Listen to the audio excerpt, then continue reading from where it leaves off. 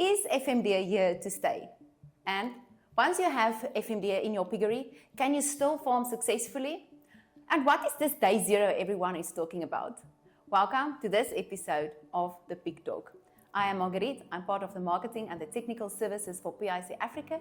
And I have the absolute privilege to have Dr. Edgar Ortmann. Welcome, Dr. Edgar.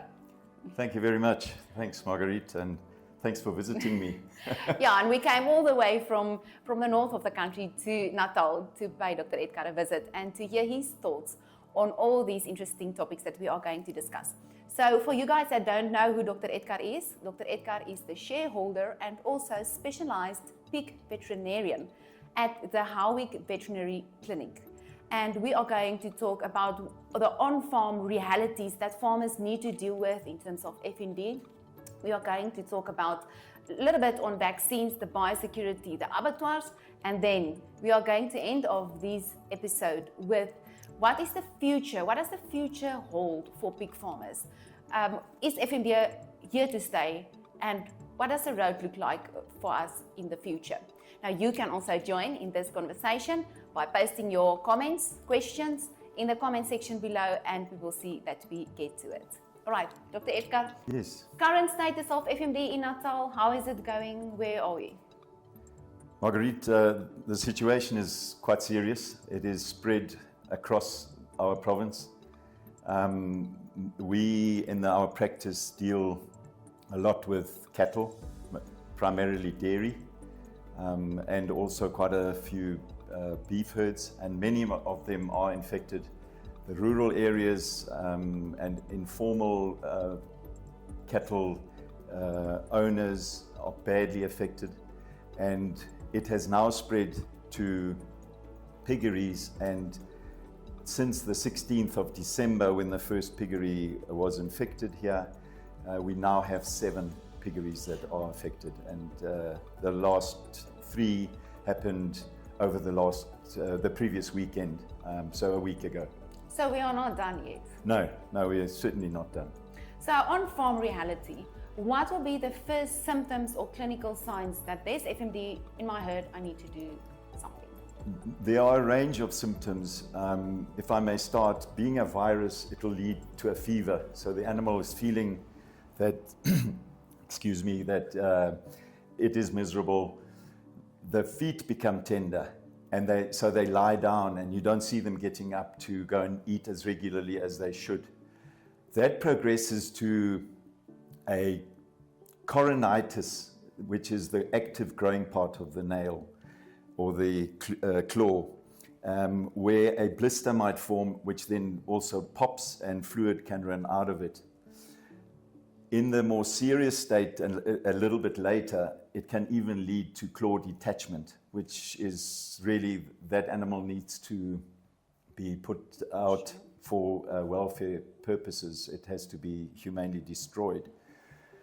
The other symptoms we see on the snouts, where blisters will form. Those will eventually break to leave an erosion or even like an ulcer. If you look in the mouth, you'll see the same lesions on the tongue and parts of the mouth on the inside. The more serious things are mortalities, especially amongst piglets that die in great numbers because of the heart being affected by myocarditis from this virus, leading to a great number of deaths, and the condition is called tiger heart. And it doesn't really matter whether it's a pig or a calf, they die of the same condition. Parts of the muscle die off, and that is what we then see. The other symptoms are more secondary. It is possible that the pig gets secondary infections on the feet, for example, and leading to things like joint ill or septic arthritis. And those animals also need to be humanely destroyed. So those are the things that we do see. On the sows, we see blisters on mainly the teats, but on the rest of the udder as well. Those can also break, and it makes it very painful for that sow to suckle her piglets, and she then rejects them. There's also a reduced milk production. And the end result is those piglets will starve if they don't have the disease themselves. So one has to then look at supplementing them with milk powders and so on. But the mortality rates can be quite high. We also then see mortalities amongst weaners and young growers, sort of up to 12, 14 weeks of age. And they also tend to die of the myocarditis, the so-called tiger heart. Oh, shame. It sounds so painful. It is devastating for the workers on the farm, for the farmer, for the manageress or manager, and it just keeps on coming as the disease spreads through the piggery. What is the average mortality percentage that this will cause, plus minus? Well, in piglets in the first 3 weeks that will be born in that space of time, since the outbreak has reached the sows. Obviously, on multi-site systems, it's different. But if it reaches the sows and they've got no immunity, you can expect 80% or more of the piglets to die. Oh, yeah. That's a lot. It is. It's basically everything. Yeah. And then sort of weaners in that, again, that 3-week stage, weaners and young growers, I would say 10 to 20% of those, yes. That's big losses. And also a big economic loss, you can just imagine, for a farming operation. Yes. Dr. Edgar, so if you see the signs and the symptoms that you just discussed, what is the next step that the farmer must follow? Well, I would advise him, this first step is to stop movement of people going into that house. Lock it, if that's what it takes. Assign a single person to look after the pigs in that house. He then needs to obviously phone his vet, who is his consultant, and the farmer and the vet are then obliged to let the state know because it's a notifiable disease. And for how long can a farmer expect to see these symptoms? So these symptoms, typically on a sick animal, they recover in 7 to 10 days. It's quite amazing. Yeah, it's quite quick, except for those that get secondary infections and the like. But remember that it runs through the piggery, and one after the other they get infected. So the whole process, in my experience, has taken about a month for it to go through a unit. And that is why it's actually quite important, if it is a multi-site system, that you try and isolate it to that site only and don't involve the other sites. Try to limit it. Try to limit it as much as possible. So you said that there's a lot of mortalities, and that obviously causes a lot of carcasses. What must the farm do with that carcasses? Well, I don't think he's got an option but to dig big trenches and throw them in there, taking into consideration the environment and possible contamination of underground water sources. Fill or cover the carcasses with lime and then close them up. But it can be quite a devastating experience when you see them dying in those numbers. Can they be treated, and if, how? It being a virus, we don't really have anything to treat them directly against the virus, so it's symptomatic treatment only. What we would use is the so-called non-steroidal anti-inflammatories, which bring down the fever, and which is important with the sows. I didn't mention earlier that we get the odd abortion. With the overseas strains, the abortions can be higher than with our strains. And the pain is obviously so important, so that the pig can get up to walk and eat. So pain killing, anti-inflammatory, those are the 3 effects of these medications. And then we give them a covering antibiotic for the secondary infections which enter these lesions. Sure. Okay. Now that's really what it's all about. Yeah. So talking about this most spoken day 0, the previous time I heard about day 0 was when Cape Town was running out of water and we tried to stay away from day 0 as far as possible. But now with the current situation and health challenges that piggeries have in today's day and time, day 0 is actually something that we want and that we want to get to as quickly as possible. Dr. Edgar, please Explain that to us. What is it? How do you get to it as quickly as possible? Yes, so day 0 means that is the first day of no new clinical symptoms being present, no new cases. In my opinion, excuse me, that happens roughly at 30, 32 days after the infection has entered a site, so to speak. It might be different in other places. So that is day 0, no new signs. The other way of looking at a day 0 or achieving a day 0 would be to vaccinate the whole herd, and that is then considered day 0, because it has an impact on when you can start marketing again. Some vets advise that we fire the process on, so we actually put in bags, for example, empty feed bags, into the affected pen.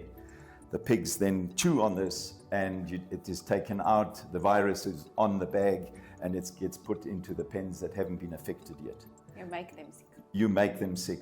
However, my colleague, I asked him how long did it take, and there was really no difference between my experience and his experience. It took a month to 5 weeks for the virus to spread right through, and for the last clinical symptoms to be present.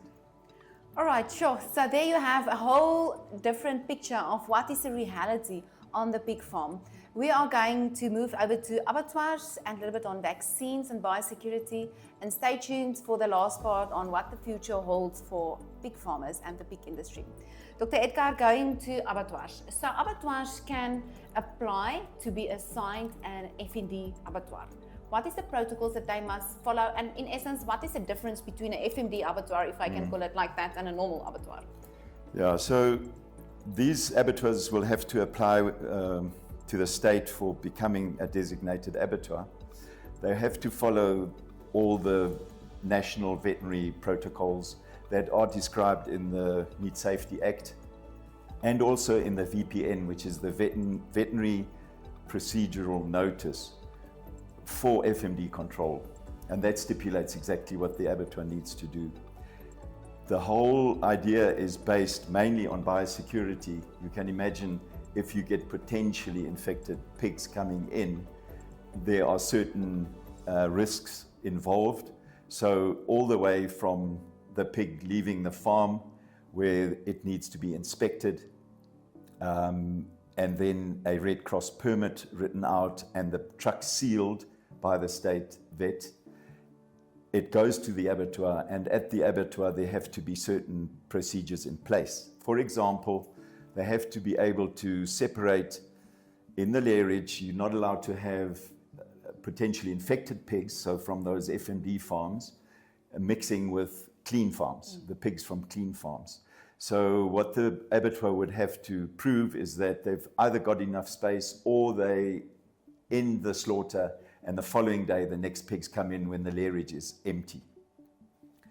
The meat also has to leave once the pig has been slaughtered on a different path, so to speak, an entrance or exit from the abattoir, and may not go back over the same entrance where the so-called infected pigs have come in. I still battle a little bit with that because the meat is in a sealed truck, but that is the requirement.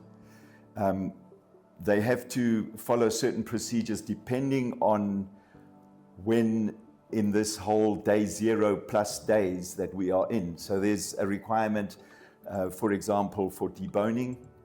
First of all, the heads and trotters have to be removed. In that initial period, the requirements are also to skin the animal, degland it, and then all that material that's been taken needs to be either cooked or go to a rendering plant. A rendering plant would basically be cooking the product anyway, so all the offal would go to a rendering plant to make it safe, and it is used in the cat and dog industry as carcass meal, for example. However, as you progress from day 0, the requirements become less stringent, and at 6 weeks, you can, just recently it has been allowed that deboning does not need to be done anymore. And from 3 months after your outbreak, the pigs can actually be slaughtered at a normal abattoir that is not FMD assigned.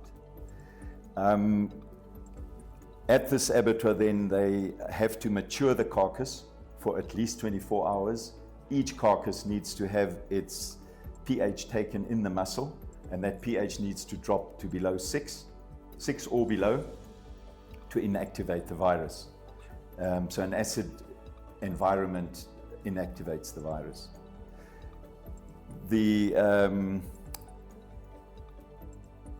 For traceability purposes, there's a lot of paperwork, and they must be able to trace that with regards to its route where that meat is going to go, especially so if it's early in the outbreak or those pigs that have recently been affected. So yes, these are all the matters that are really important for the abattoir. The biggest sticking points have been getting the biodegradable wastewater, which is generated by washing the premises and washing the carcasses, to get the potential virus that might be there inactivated. The other sticking point was the hair. The rendering plants don't want the hair. So these abattoirs must prove what they're going to do with the hair. Now, that in general is what the abattoir has to come up with. That sounds like a lot of work and a lot of extra things that must be in place to get your FMD status abattoir. Yes, yeah. Is there any FMD abattoirs in the country? I'm very pleased to say that as of last Friday, we in KZN have 3 that have been assigned. However, the smallest one of the 3 is in a dairy in the area, and the farmers are not wanting these pigs to be slaughtered there. So at the moment, one abattoir is operational. It can handle about 400 to 500 carcasses. Remember, in cold storage, they have to stay for such a long time. So many of these abattoirs might not have enough cold storage capacity to hang these carcasses for 24 hours. And those must go out before the next ones come in. Fortunately, the abattoir we're dealing with now, and the first pigs were slaughtered last Friday, they have extensive amounts of cold storage facilities. Yeah, so I am not sure that there is a deboning plant. To my knowledge, there's no deboning plant that has yet been approved. What is very important for us is that the day 0 plus 6 weeks has been surpassed by 2 piggeries, or 1 piggery. The other one will be later this week. So the deboning is not necessary. So these pigs can be slaughtered now. The deboning plants have been the issue. They've been the bottleneck. Yeah, hold up, yes. And there's some light at the end of this tunnel for sure. Yes. Talking about vaccines, we are going to move over to vaccines now. So we only see cattle everywhere with this FMD. Is the same strain affecting cattle also affecting pigs? Marguerite, there are 3 types of viruses that are circulating in South Africa. They're called the SAT, Southern African Territories 1, 2, and 3. And it doesn't matter what cloven-hoofed animal, they're all susceptible to it. And our pigs are susceptible to the same. I've heard of 2 laboratory results, and those have been SAT1. However, in the Midlands here, we have both SAT2 and 3 circulating in the cattle. And I am told that the SAT3 seems to also affect goats and sheep more than the other types. So pigs are they're susceptible to all 3. And we know that there are overseas strains, the OA and Asia 1 and so on. We don't have those in the country. So we're dealing mainly with these ones that originated and are harbored in our buffalo. And it used to always just be in the Kruger National Park. But that is where it has escaped from and is now covering all 9 provinces, unfortunately. Sure. And then are there vaccines available for the pig producers? And if they are, Has there been a farm that received it yet? Yeah, so the government decided that we would have a national vaccination campaign of all animals, starting with the cattle. So we've been battling to get enough vaccine.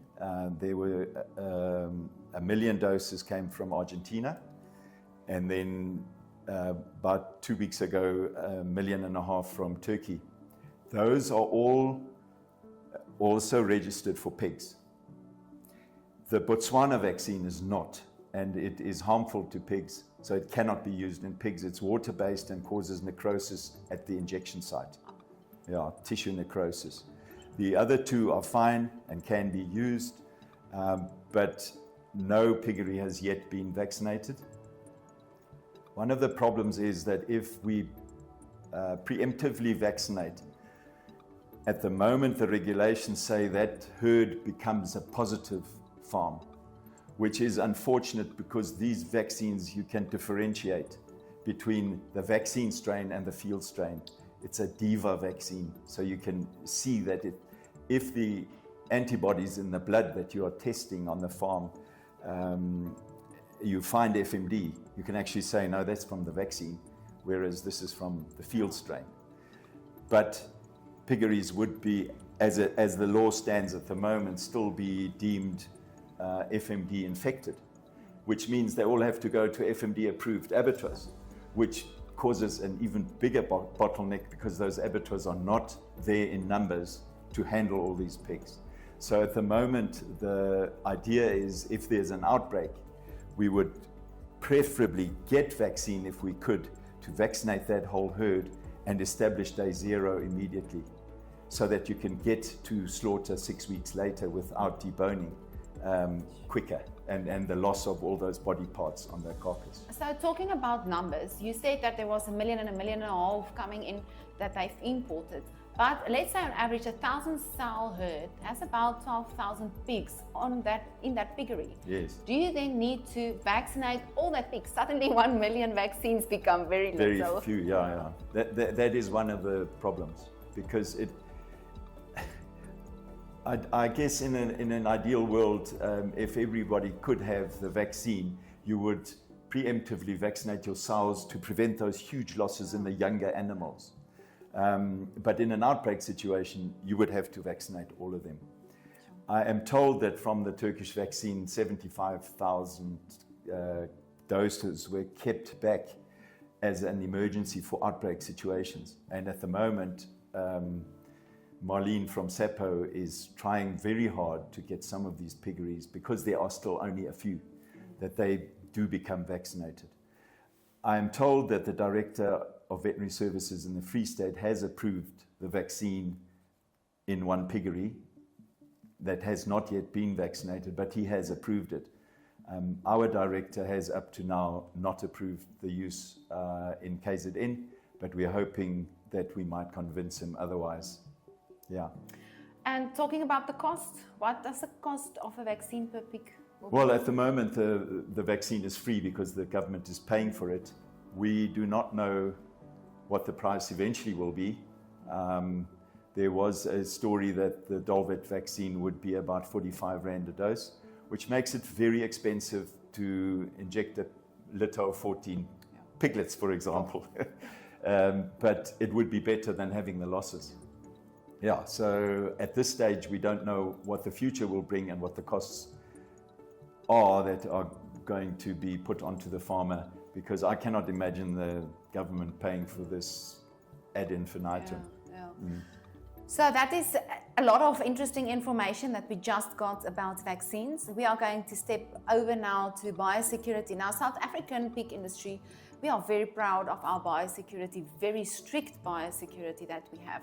We have standards, the compartment standards, we have Pork 360 standards, and we really put a lot of effort and money into protecting our herds as far as possible in terms of biosecurity. Dr. Edgar, so with that being said, how did this virus manage to get through all the biosecurity?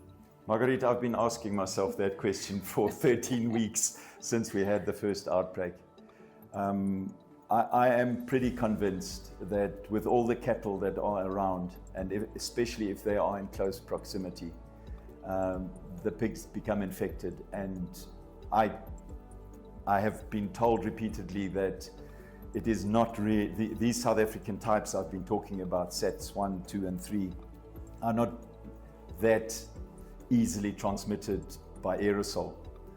However, we've had, especially towards the spring and into December last year, and it was towards the end of December, just before Christmas and on Christmas Day, that I had 2 breaks. The weather was really very cool. We hardly had a summer up to then. A lot of drizzly cold and a lot of pretty violent thunderstorms with strong winds. And I think that's how it got in, from the cattle into the pigs by aerosol transmission, which is obviously very concerning because of all the biosecurity measures that we have in place. And as you said, and correctly so, some of them are compartments with tip-top biosecurity, yet the virus did get in. Yeah, so that is of major concern to me. What would you say? I think a lot of research needs to be done quickly to either prove me totally wrong or prove that my suspicions are correct.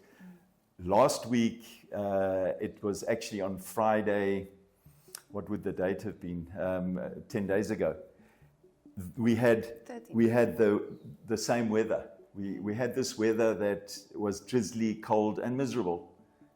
And 3 piggeries broke. Sure. 2 here in the Midlands and 1 in northern KZN, where they had even more rain than we had down here. We can control a lot of things, but the environment, the weather, we cannot control that. What would you say if there's one biosecurity measure, if you can lift one out, what will it be that you say is the most important one to protect your herd? Okay.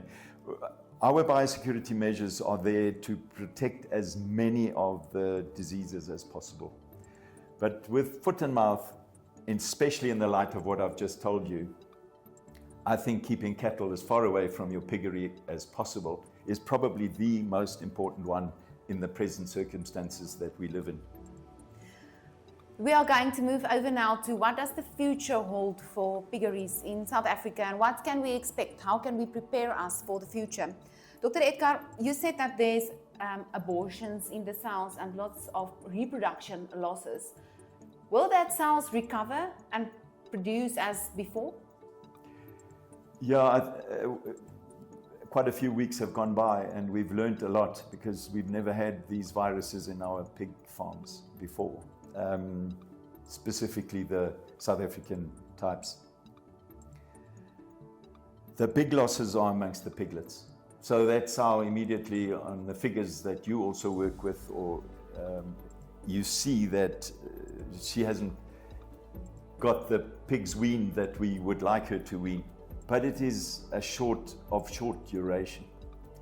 As soon as those sows that become infected when they're pregnant and don't abort, their piglets are born normally and they survive through the maternal immunity from the colostrum, and they grow beautifully. So from that point of view, it's a short-term problem. However, some of the sows actually need to be culled because they have really severe teat lesions. Again, if they get secondarily infected, it is a problem. We did see those pigs that were in this outbreak situation going back for service. Many of them didn't even show heat, so they only repeated 3 or 6 weeks later or whenever at a later stage.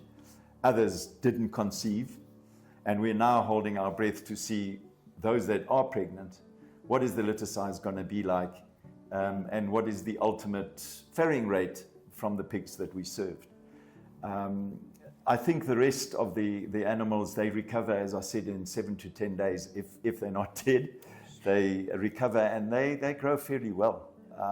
So there is a bit of a brakes applied to their performance, but it's not that serious. So they do recover. And once that herd immunity is established, things look pretty normal. Okay. Yeah. And I think time will tell. As we get more experience in this, we will also know to Yes, what extent exactly. they still have that. It's new territory for all of us. Yeah. So you said that there's some herd immunity. So if they have it once, how long will they carry it? And for how long is it contagious?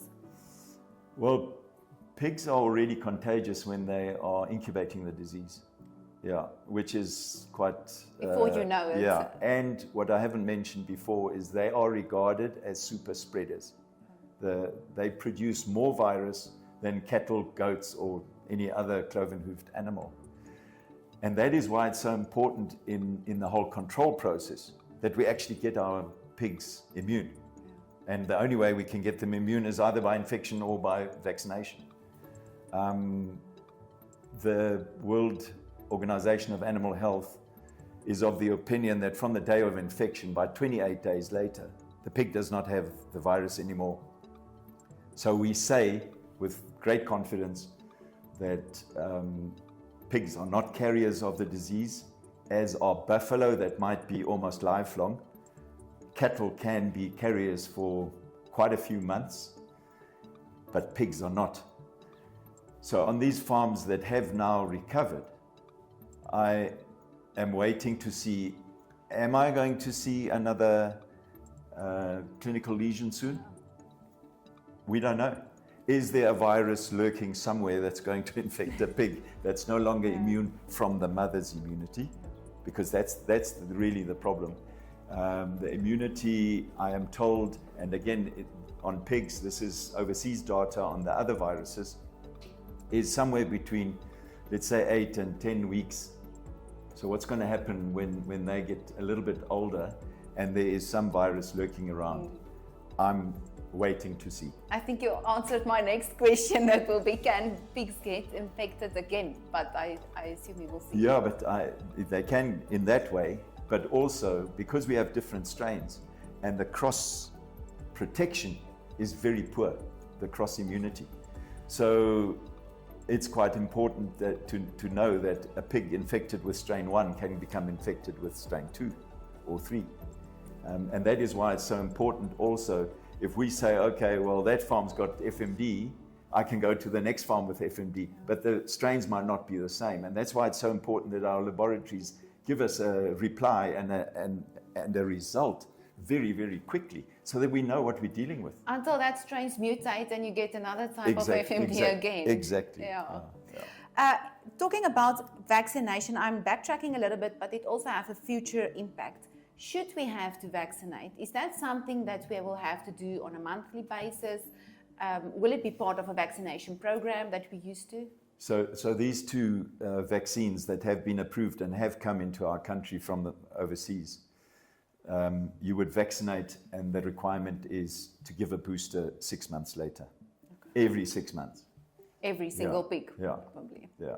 Well, you would probably vaccinate the sows, then do the piglets at 4 weeks, and then again 6 months later. Sure, and that will be a costly exercise. Very costly, and that is why it's so important that these DIVA vaccines can be differentiated. So in time, we can then do the necessary PCR tests to establish whether the virus is still on the farm or not. If it's no longer there, we will stop vaccinating. Dr. Edgar, here's $1 million questions. Is FMD here to stay? Do we have to make peace with it? Marguerite, I think FMD shouldn't be here to stay. If everybody does what they should do, is vaccinate, especially the cattle herd. If we have cattle that are not vaccinated in future and there's a lot of resistance to them being vaccinated, and that is where the manpower in the country on the veterinary field is so important, that we actually can see to it that 80% plus of our cattle are always vaccinated because they can be carriers. Then I think there is a bright future. What I have seen is that immune animals really return to normal pretty quickly, except for those that, for example, have the claws that come off, or the sows that have really bad mastitis and can't raise the next litter. I think we can farm with successfully with pigs in South Africa in future. But then it will take a lot of money to get the national herd vaccinated properly. I'm talking cattle. And time will tell whether we need to extend that to other cloven-hoofed animals. Because then we're talking no longer about 14 million head of cattle in the country, but 30 million sheep, and I don't know how many goats, and then all the pigs that we have. Consumers, we didn't forget about you. And I wanted to ask Dr. Edgar, what is the impact of the meat on the person or people consuming the meat? Marguerite, I'm very pleased to say that FMD affected meat has no effect, and I must stress again, no effect on people. People get confused by a human disease called hand, foot, and mouth disease. That is totally different to foot and mouth in cloven-hoofed animals, and it has no effect on people. The other day on our national, one of the television lines in the news, they were talking about FMD in cattle, and they had hands up of a human with lesions on their hands, and that was clearly hand, foot, and mouth disease. We need to educate our reporters and whoever, our media, that those are distinctly different diseases, and they must be recognized as such. And I can assure every consumer that even if there was a virus or two in the meat that they buy, which they shouldn't because of our strong regulations and controls, that meat is absolutely safe for the consumer. What's your favorite pork dish? My wife makes a beautiful pork marinade, and it's pork neck or pork chops that have been marinated with her special marinade. And I love it. And the last one I had was last week. So fantastic. I eat pork all the time. Sure, I learned a lot, and I think you did as well. Thank you, Dr. Edgar. It brings us to the end of our podcast for today. I learned really a lot, and it was very informative to have this conversation with Dr. Edgar Ortmann. He is the shareholder and also pig specialist veterinarian at the Howick Veterinary Clinic. Be on the lookout for the next PigTalk episode, where we will continue talking everything pigs.